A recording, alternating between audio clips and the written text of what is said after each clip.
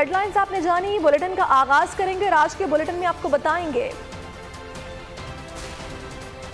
इल्जामात का सबूत दो, बड़ी शिकस्त पर मुख्तसर इजलास, नाकामी पर बाज पुरस होगी, काबीना का अहम फैसला, महंगाई पूरी दुनिया में है, वजीर खजाना की नवीद, डॉलर का नया रिकॉर्ड, मजीद पाबंदियां, तालिबान का दुनिया से मुतालबा और दौरे बांग्लादेश कंफर्म। अब बुलेटिन के आगाज में सबसे पहले आपको बताएं कि इलेक्शन कमीशन ने वफाकी वज़रा के इल्जामात पर बरहमी का इजहार कर दिया। वफाकी वज़रा फवाद चौधरी और आजम सवाती से इल्जामात पर सबूत मांगने का फैसला। पैमरा से वफाकी वज़रा के इल्जामात से मुतालिक प्रेस कॉन्फ्रेंस का रिकॉर्ड भी तलब कर लिया। इलेक्शन कमीशन के एलामिये के मुताबिक इलेक्शन कमीशन आईनी इदारा है, इल्जामात बेबुनियाद और नाकाबिले कबूल हैं। वफाकी वज़रा के इल्जामात, इलेक्शन कमीशन का बरहमी का इजहार, आजम सवाती और फवाद चौधरी से सबूत मांगने का फैसला कर लिया। चीफ इलेक्शन कमिश्नर की सरबराही में इजलास, मेंबरान और इलेक्शन कमीशन हुक्काम का सूरत हाल पर गौर, ऐवान सदर और कायमा कमेटी इजलास के वाक़यात पर ब्रीफिंग दी गई। एलामी के मुताबिक इलेक्शन कमीशन ने वफाकी वज़रा के इल्जामात मुस्तरद कर दिए। कहा इलेक्शन कमीशन आईनी इदारा है, इल्जामात बेबुनियाद और नाकाबिले कबूल हैं। इलेक्शन कमीशन ने ऐवान सदर, कायमा कमेटी और प्रेस कांग्रेस से मुतालिक रिकॉर्ड मुरतब करने का हुक्म दे दिया। से वफाकी वज़रा के इल्जामात से मुताल्लिक प्रेस कॉन्फ्रेंस का रिकॉर्ड तलब कर लिया। रिकॉर्ड के जायजे के बाद मामले पर मजीद कार्रवाई की जाएगी। कैंटोनमेंट बोर्ड इंतखाबात में तहरीक इंसाफ की शिकस्त, वज़ीर-ए-आज़म इमरान खान ने नताइज की तज्ज़ियाती और तफसीली रिपोर्ट मांग दी। आला सतह के इजलास में शिकस्त की वजूहात तलब करनी, पार्टी टिकट, क़यादत का रवैया समेत तमाम तफसीलात पूछ ली। इजलास में वफाकी वज़रा पार्टी क़यादत ने शिरकत की। पंजाब के बेशतर इलाकों में कैंटोनमेंट इंतखाबात में तहरीक इंसाफ की शिकस्त पर वज़ीर-ए-आज़म ने तशवीश का इजहार किया। वज़ीर-ए-आज़म कल लाहौर में भी इजलास की सदारत करेंगे। पंजाब कैंटोनमेंट बोर्ड इंतखाबात में तहरीक इंसाफ को शिकस्त क्यों हुई? वज़ीर-ए-आज़म इमरान खान छानबीन के लिए कल लाहौर जाएंगे। वज़ीर आला और गवर्नर पंजाब से मुलाकातों में नाकामी का जायजा लिया जाएगा। उस्मान बुज़दार सूबाई हुकूमत की कारकर्दगी सामने रखेंगे। पंजाब में कैंटोनमेंट बोर्ड इंतखाबात, पीटीआई की शिकस्त की क्या हैं वजूहात? टिकटों की तकसीम या इंतखाबी मुहिम में गफलत? वज़ीर आज़म कल असबाब जानने के लिए लाहौर जाएंगे।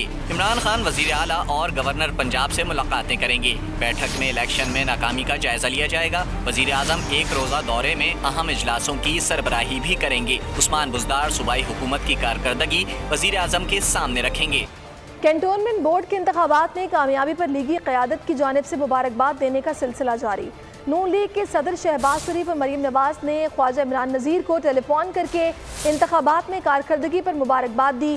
शहबाज शरीफ का कहना था कि आपकी टीम की शानदार कारकर्दगी के बायस अल्लाह ताला ने नून लीग को कामयाबी से हमकिनार किया।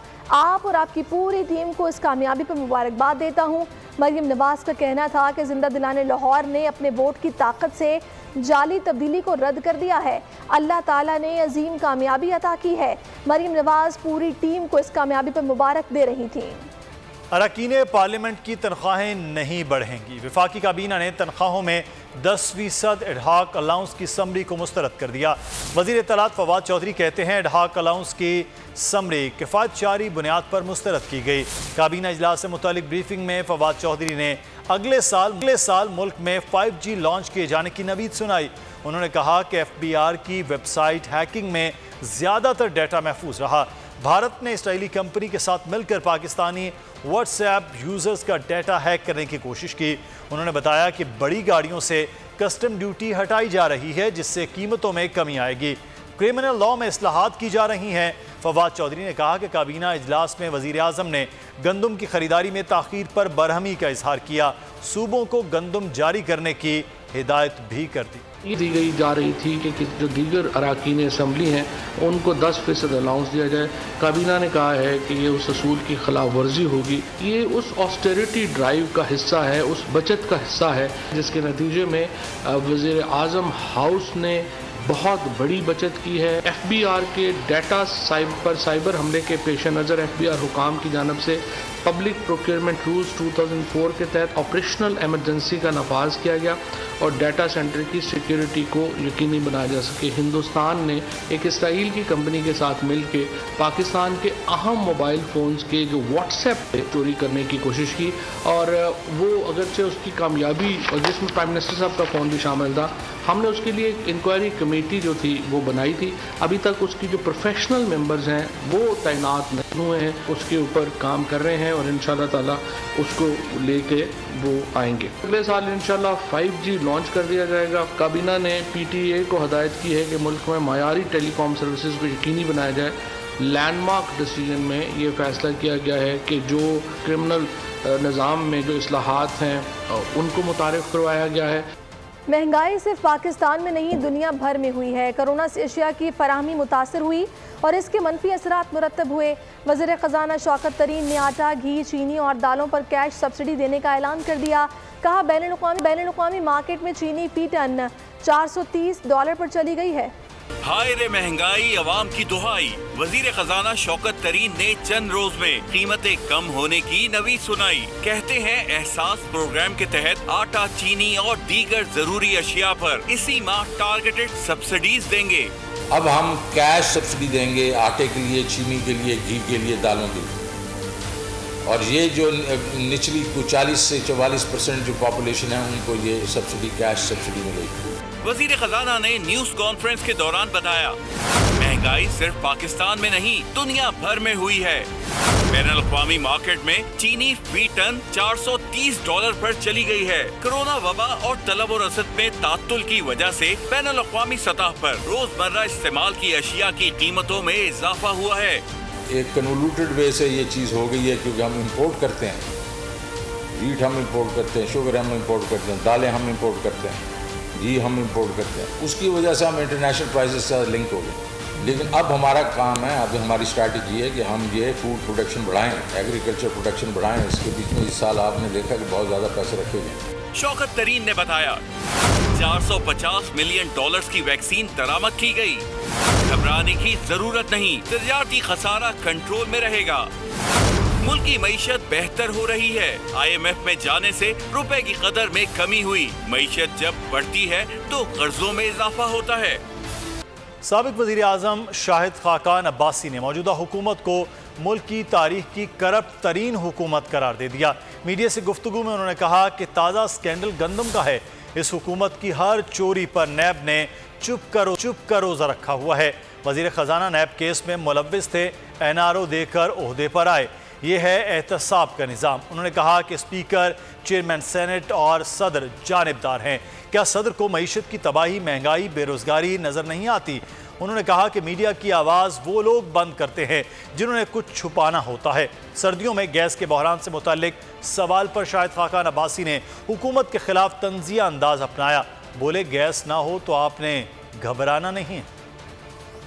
बहुत कुछ छुपाने के लिए आज का जो ताज़ा तरीन स्कैंडल है वो गंदम का स्कैंडल है कि $125 फी टन अजाफी कीमत अदा करनी पड़ रही है। उस पर इंक्वायरी कमीशन बैठ गया है। ये वो इंक्वायरी कमीशन है जिसने चीनी की भी इंक्वायरी की थी, जिसने दवाइयों की भी इंक्वायरी की थी, जिसने पेट्रोल की भी इंक्वायरी की थी, LNG की इंक्वायरी की थी। यहाँ से हासिल कुछ नहीं हुआ आज तक, किसी पर इल्ज़ाम नहीं लगा। मुल्क का सैकड़ों अरब का नुकसान जरूर हो गया। और नैब तो खैर उन्होंने खामोशी का रोजा रखा हुआ है। जहाँ तक हुकूमत का ताल्लुक है वो तो खामोश ही रहेंगे, लेकिन ये बातें भी एक दिन सामने आएंगी कि नैब क्यों खामोश है। हमारा सदर सिर्फ वहाँ पर आकर वज़ीर आज़म की तारीफें बयान करने में, झूठ बोलने में मुलव्वस होता है। ये बदनसीबी है मुल्क की, जिसका सदर भी जानिबदार हो जाए। स्पीकर तो पहले जानिबदार है, चेयरमैन सेनेट भी जानिबदार है। क्या सदर साहब को मईशत की तबाही नजर नहीं आती? वज़ीर खजाना साहब खुद नैब के केस में मुलव्वस थे और NRO लेकर वो अपने ओहदे पर आए। ये हकीकत है इस मुल्क की। चला गैस नहीं होगी लेकिन आपने घबराना नहीं। वज़ीर मुमलिकत बराए इत्तलात फर्रुख हबीब का कहना है कि PDM ने आंखों पर NRO की पट्टी बांध रखी है। नून लीग और पीपल्स पार्टी ने जाली अकाउंट्स बनाने के अलावा क्या किया? हम भूल जाते हैं कि 70% दालें दरामद करते हैं। न्यूज़ कॉन्फ्रेंस में फर्रुख हबीब ने कहा कि हुकूमत फूड एक्सपोर्ट पर तवज्जो दे रही है।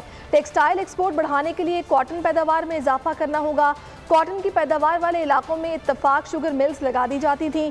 वज़ीर ममलिकत ने कहा कि हुकूमत आमदन में इजाफे के लिए इक़दाम कर रही है। खुराक तक का जो है वो सफ़र का आगाज़ किया है, यानी हम फूड सिक्योरिटी के ऊपर काम कर रहे हैं। ये जो PDM बनी हुई है, ये जाली अकाउंट्स बनाने के अलावा या मनी लॉन्ड्रिंग के अलावा इन्होंने क्या किया था? इस तरफ तो इनकी कोई तवज्जो नहीं थी। अगर हमारी टेक्सटाइल इंडस्ट्री धड़ाधड़ लग रही है और टेक्सटाइल एक्सपोर्ट हमने बढ़ानी है तो उसके लिए रॉ मटीरियल कॉटन है। कॉटन ग्रोइंग एरिया में जाके जो है वो इत्तफाक शुगर मिल चले जाती है। इकोनॉमिस्ट का सर्वे कह रहा है कि आपकी दुनिया की 3 बेहतरीन जो नॉर्मलाइज हो गए, आपने चीज़ों को फॉलो किया। ये आपके सवाल का जवाब मैं दे रहा हूँ। तो लिहाजा PMDA ने तो आंखों के ऊपर पट्टी बांधी हुई है NRO की। उनका मकसद है कि बस हमने जो भी अच्छा होगा तो उन्होंने ये कहना है कि ये मैं ना मानू वाली रट लगाए रखेंगे। मुल्क के जो हालात हैं उनको इंशाल्लाह मजीद बेहतर। सब्सक्राइब करें और बेल दबाएं ताकि कोई खबर रह न जाए।